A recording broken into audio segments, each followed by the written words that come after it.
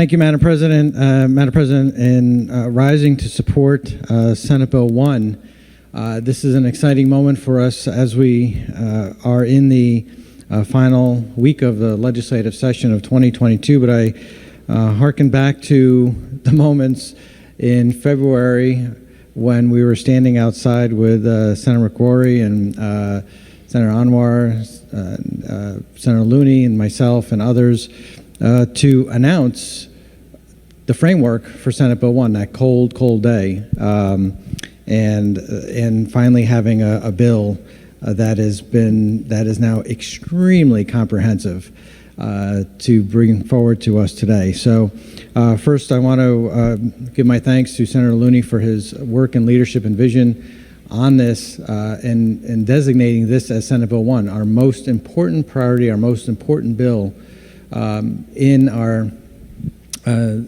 our Senate Democratic Caucus, but what we hope would be a bipartisan bill, one that will pass both chambers and have the governor's signature on it, because of the fact that we know that everything in this legislation is really needed. And that I want to particularly thank Senator McCrory for his work as the education chair, who is so passionate about education issues, so passionate about making sure that every child in our state has a chance to succeed. He uses his voice in our caucus, in the circle, in his community, around the state, to talk about why we must do better for our children, no matter who they are, where they come from, what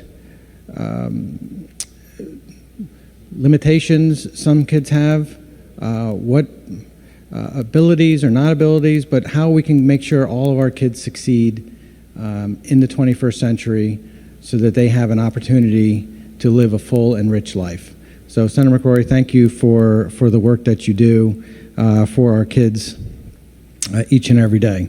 There are so many sections of this bill that are so important. I want to highlight a few of them, though, this afternoon, and I'm so glad that we've had a chance to hear about so many of the sections already on this legislation. But a few I just want to talk about that I think are extremely important. One is expanding the grant program, expanding slots for early childhood, and ensuring that we have that ability to put our money where our mouth is and provide early childhood education. Senator McCrory has talked about this, we've all talked about this, that we want our kids to have the opportunities to succeed and be prepared for school when they get to school.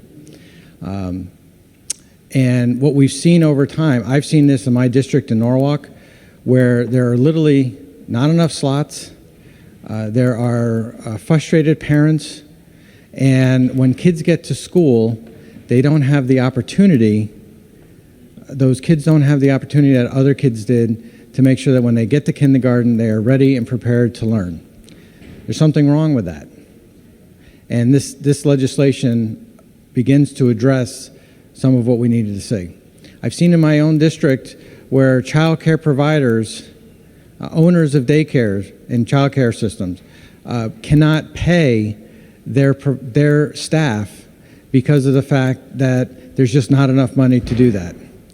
In this bill, there's significant more funding for child care providers.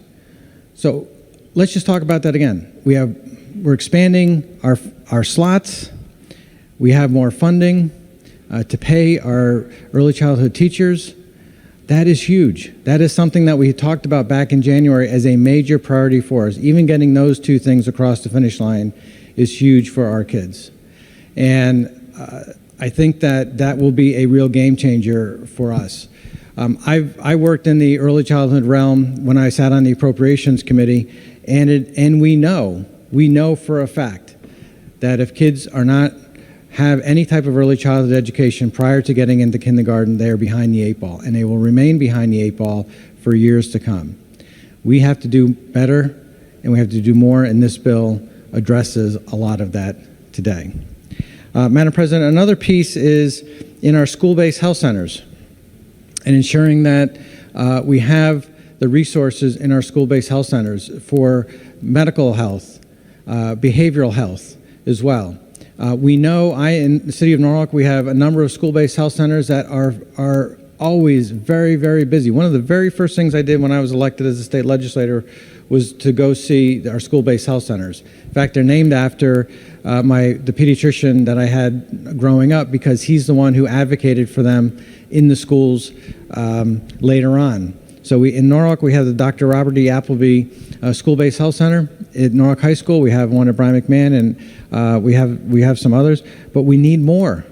And we need to make sure that they're not only covering medical health, physical health, but also covering behavioral health as well. We've seen that time and time again, especially with the pandemic that we have and the services that are needed.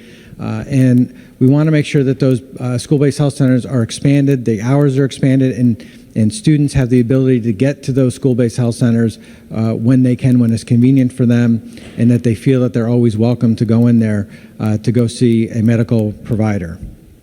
So, Madam President, again, this bill, if I were going to, I guess, explain this bill that we have here, I would just say, wow, wow, wow. It's a lot in here. There's a lot of good things in here. It should make the people of the state of Connecticut very proud that we have come together with this legislation after talking about some of these issues for such a long time, that we are here today passing a bill that is this comprehensive, that has so much. Before I sit down, Madam President, I just wanted to also, again, this is done behind the scenes as well, with a lot of work behind the scenes with our staff. We have Julie Anderson, who has worked very hard on this as well. Courtney Cullinan, our Director of Policy and Budget, our Deputy Chief of Staff.